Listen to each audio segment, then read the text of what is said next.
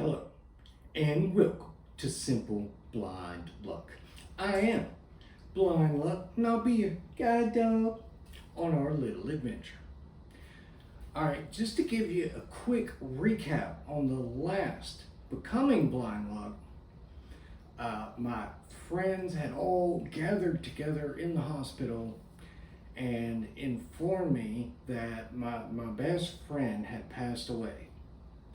And this was especially difficult because not only had he passed away, but it had happened weeks prior. So I wasn't even obviously able to attend services or anything. But I also don't think it truly registered that he was gone in my head until months later. But during this point of being in the hospital, the halo had been removed from my waist, which is kind of important for later.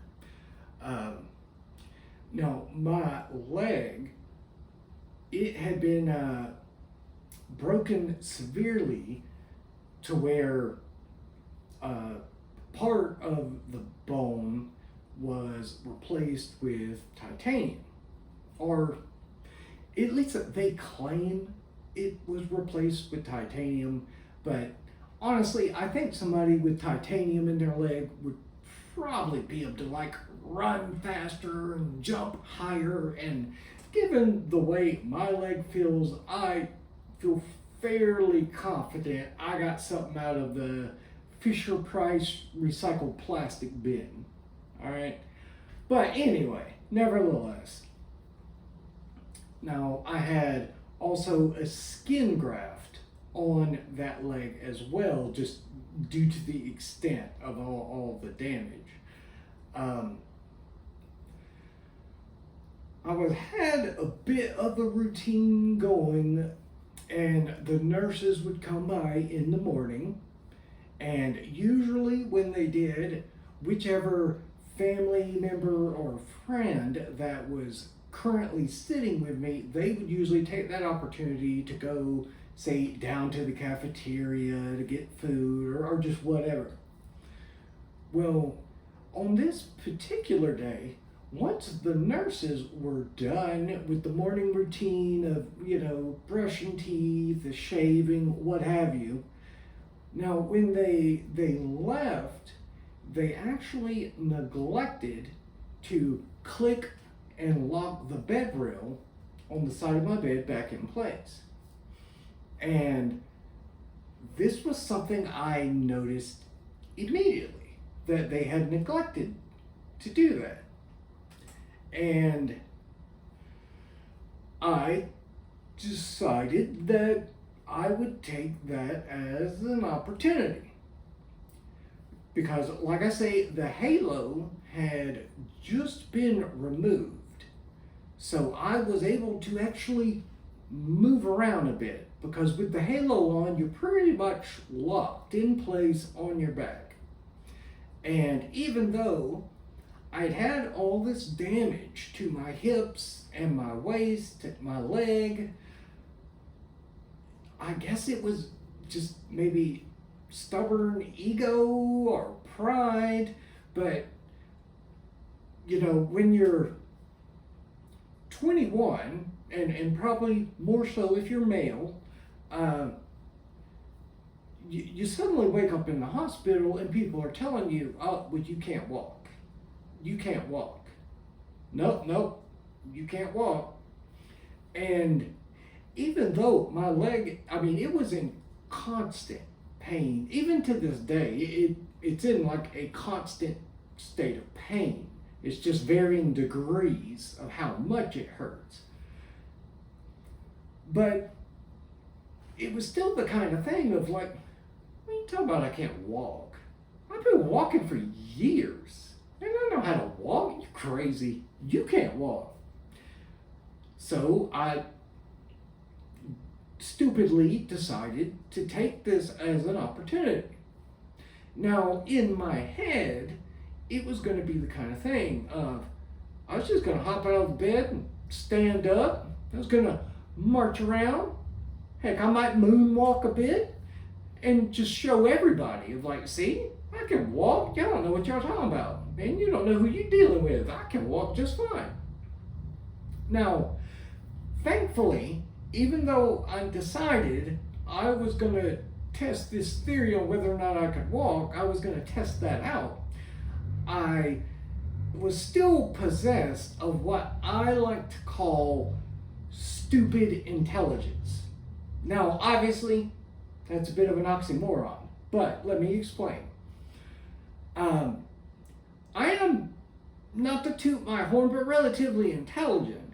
So a lot of times, even when I decide to do something that's arguably dumb, I usually try to go a smart way of doing it.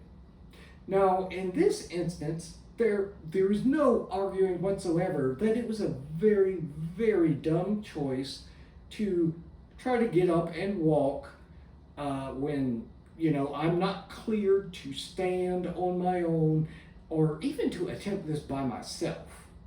But because I was going to do that, I still decided to go the safest way possible.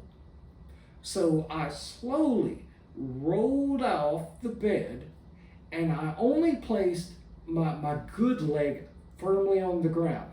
I was keeping my bad leg still bent where it wasn't touching. I had a firm grip on those same bed rails that did not get clicked into place. I had a death grip on them, and I even leaned forward towards the bed as well, just in case. And I very ever so slowly lowered my bad leg down. And I must say, even though it hurt all the time, the second my toe touched that floor, I had such an amount of lightning shoot up my leg that I realized that no, it didn't hurt before at all. As a matter of fact, it tickled before is all it did. I was very, very fortunate because once that lightning did shoot up my leg from just my toe touching, the world kind of started to fade out and I got a little dizzy. Now, thankfully, I kept that death grip on the rail and that sensation passed relatively quick. And the second it did, I immediately rolled my happy little butt back into the bed, and once the world stopped spinning, I reached over with both hands and firmly locked that bed rail back in place and then shook it relatively vigorously to make sure that it could not lower. And I realized that, you know what? Turns out those well-educated doctors were right. I couldn't walk. Now, I didn't even tell anybody in my friends or family anything about this very, very dumb attempt for quite some time. And after this poor attempt, it clicked in my head of just how fortunate I was. Because when I put my foot down, had I done more than slowly lower it, if I would have put some actual weight on that leg, more than likely I would have immediately have collapsed to the floor.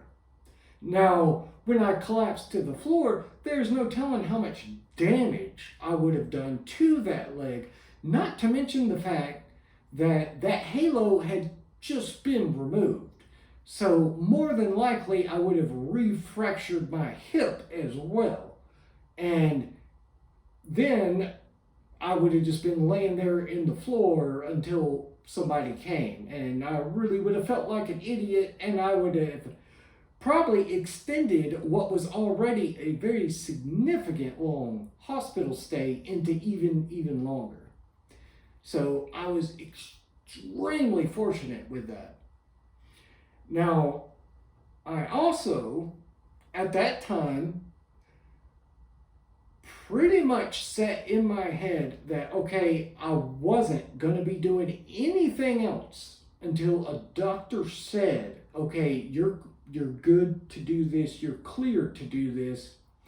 And I also went ahead and dedicated myself and set it in my head that, any sort of therapy they tell me to do, I am going to do twice as much as what they say. I'm just going to try as hard as I can to do everything they say. And I'm going to build myself back up, and I will be walking again. I will be able to speak again. I will be able to do all of these things, but I am going to kind of go in the guidelines. I'm going to keep it in the bed rails of what they say so that I don't injure myself and set myself back even more. But that's where we're going to pause at for today. But of course, we have on the bright side. Now, this particular one I am dedicating to my friend Monkey, who I mentioned. This is for his mom. I think she'll get a kick out of this. Yeah, I'm blind. But you know what? On the bright side, if the closed captioning on my TV gets accidentally turned on, it doesn't really bother or irritate me now at all. And with that, I will hear you later.